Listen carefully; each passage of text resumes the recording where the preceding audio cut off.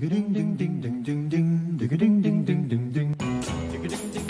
il y a une expression que vous connaissez bien, tous les politiques en parlent en ce moment, et ça ne va pas cesser jusqu'au présidentiel.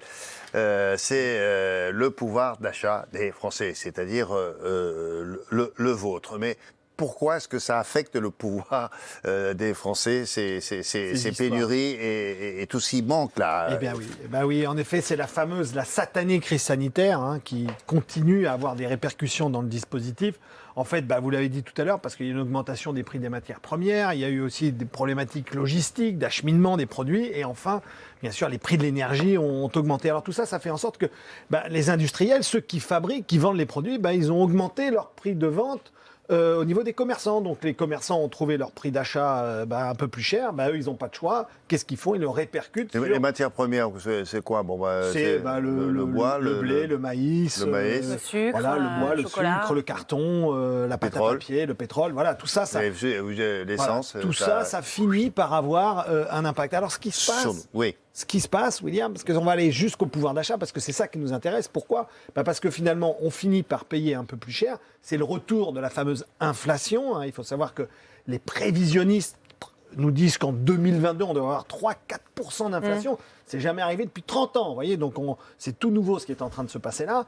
Et parallèlement à ça, le problème, c'est que quand les prix augmentent, malheureusement, les salaires n'augmentent pas. C'est ça la grande difficulté. C'est cet écart-là. C'est ce qui fait en sorte qu'on a une tension sur le fameux pouvoir d'achat, et plus particulièrement sur les produits alimentaires. Parce que vous savez que les produits alimentaires, c'est ce qu'on achète toutes les semaines, même parfois plusieurs fois par semaine. Et donc, en moyenne, en France, il faut savoir que la part du budget alimentaire, c'est 17% du budget familial. Budget familial. Ah ouais. Donc, c'est là-dessus qu'il va y avoir quelques tensions. Alors, pour éviter les tensions, là, c'est ça dont on va parler maintenant. C'est une des solutions, c'est peut-être pas la seule, mais vous allez voir. Mais ouais, il s'agit des magasins, ces nouveaux magasins, vous connaissez peut-être d'ailleurs. Voilà, tout à fait. Il y a des solutions, William. Pourquoi? Parce qu'il y a des petits malins qui se sont dit, mais en fait, finalement, comment est-ce qu'on peut contrecarrer le dispositif? Comment est-ce qu'on peut proposer à nous, finalement, une alternative qui nous permettrait d'avoir ces produits alimentaires un peu moins chers? C'est assez une bonne idée. Alors, la première chose à laquelle ils se sont intéressés, ce sont sur les invendus, c'est-à-dire les produits finalement qui ne se vendent pas dans les réseaux traditionnels ou qui ont du mal à se vendre. Et donc, ils ont monté des chaînes de magasins. J'en ai noté quelques-unes. La première, il y a Nous Anti-Gaspi. Ça, c'est une chaîne de magasins qui nous arrive de Bretagne, mais qui est présent aussi à Lille, à Paris, ou encore à Quimper, ou au bord de la Loire. Eh bien, eux, dans ces magasins que vous voyez ici, vous allez trouver des produits anti-gaspi. Deuxième point, c'est Phoenix. Alors là, Phoenix, il n'y a pas de magasin physique, mais c'est une application que vous pouvez télécharger sur votre téléphone et qui va vous donner accès à des réseaux de magasins qui, là aussi,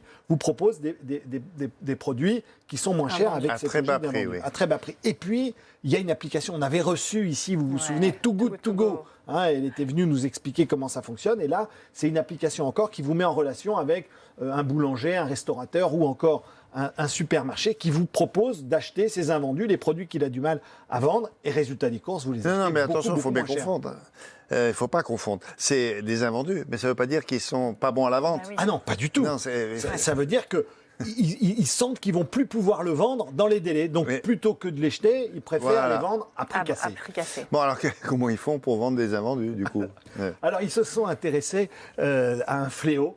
Et c'est ça qu'ils vont utiliser, c'est le fameux gaspillage. Vous savez que malheureusement, en France, on jette beaucoup à la poubelle des produits qui sont encore bons. Alors, ça commence à la production, William. Ça, on ne le sait pas forcément. Ouais. C'est que 20 à 30% des produits qui sortent de production sont jetés pour une raison très très simple. C'est que soit ils ne correspondent pas aux standards du marché. Ça, c'est par exemple les pommes, les poires.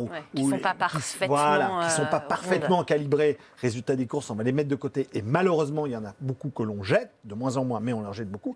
Ou alors, lorsque vous savez, vous êtes dans une usine et puis vous fabriquez des yaourts ou des paquets de biscuits, puis là, tout d'un coup, le système dysfonctionne et puis il vous fait un paquet de biscuits un peu abîmé. Dans ce cas-là, vous le jetez. Ça, mais c'est pas l'usine qui le jette, elle le vend quand même quand il sort. Là, elle va le jeter. Celui-ci, elle va le jeter. Malheureusement, l'usine elle-même, exactement. quand elle fait le contrôle qualité, elle regarde tous les produits et dit « Ah non, ça, tu me jettes ça. » C'est fini, jeté. Alors, qu'est-ce qui se passe là, quand ils jettent? Alors ça va à la poubelle. Malheureusement, ça, William, ça va à la poubelle. Et puis après, dans le gaspillage, il y a le gaspillage qui nous concerne. Et c'est la grosse partie du gaspillage, c'est nous. Il faut savoir qu'on jette des produits alimentaires à peu près 30 kilos par personne.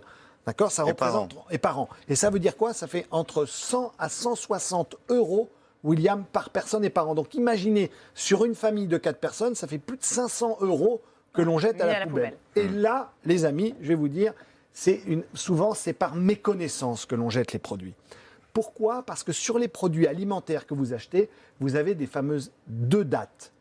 Vous avez la fameuse DLC, qui est la date limite de consommation, que vous trouvez plus particulièrement sur vos produits frais. Cette DLC elle est très importante. Quand vous dépassez la date, il peut y avoir un risque sur votre santé si vous consommez le produit parce qu'il est ultra frais et donc il est altéré et il peut vous faire du mal.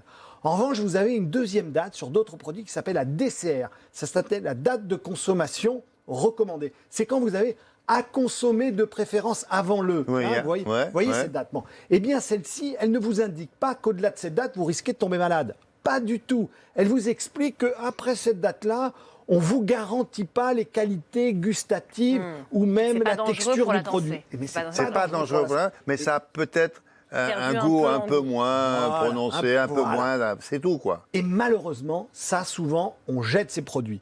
Et ces produits-là, eh bien, c'est ces fameuses dates de consommation recommandées, à consommer de préférence avant, que les acteurs dont je vous ai parlé tout à l'heure, eux, ils récupèrent ces produits-là. Ils récupèrent ça. Et donc, ils sont en lien avec les industriels, avec les distributeurs traditionnels. Ils leur disent, écoutez, puisque vous n'allez pas les vendre, nous, on va les vendre à votre place. Donc, ils sont en liaison avec les supermarchés, avec la grande distribution. Avec plutôt les industriels et la grande distribution, en effet. Parce que tout ça, oui, mais ça ne va pas au-delà du raisonnable, non, quand même. Bien sûr que non, bien sûr que non. Ils sont date de préférence recommandée. Ils sont toujours propres à la consommation. Et là, vous allez pouvoir toucher les produits entre 20 et 30% moins chers. Mais là, attention, quand vous allez dans ces magasins, vous n'allez pas pouvoir acheter toutes les semaines le même yaourt ou la même pâte à tartiner ou le même soda. Parce que là, c'est bien sûr, ça tourne évidemment. Autre solution, il y a les abonnements. Je ne sais pas si vous connaissez, abonnement supermarché.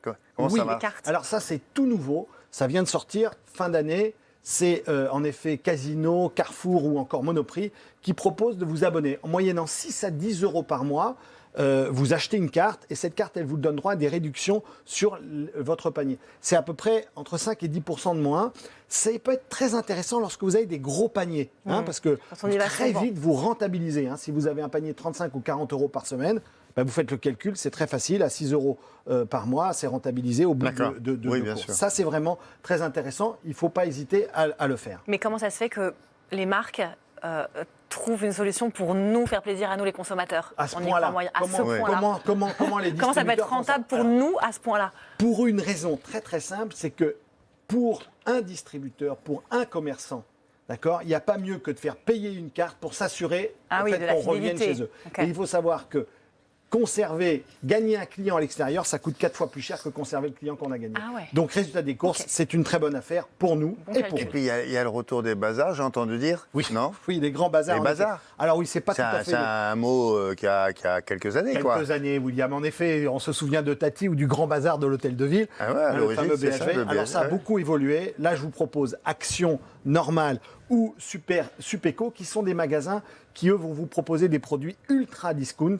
Alors, soit ce sont des produits d'importation qui viennent d'Asie du Sud-Est. Là, c'est vraiment des produits dont les prix sont très, très bas. Soit ce sont des déstockages et vous pouvez trouver en particulier des shampoings de l'hygiène beauté, etc., qui viennent de pays limitrophes de la France, c'est-à-dire du Danemark, de la Pologne, de la Hollande ou quoi que ce soit. Oui, c'est soit l'Europe de l'Est, soit l'Europe du Nord. Exactement. Et donc, ils achètent ces stocks et ils les vendent à des prix extrêmement cassés. Et ça peut être très intéressant d'aller dans ces magasins. Allez voir, jetez un coup d'œil. Et puis, n'hésitez pas à nous dire ce que vous en pensez, bien sûr. Merci beaucoup, Rodolphe. À plus tard.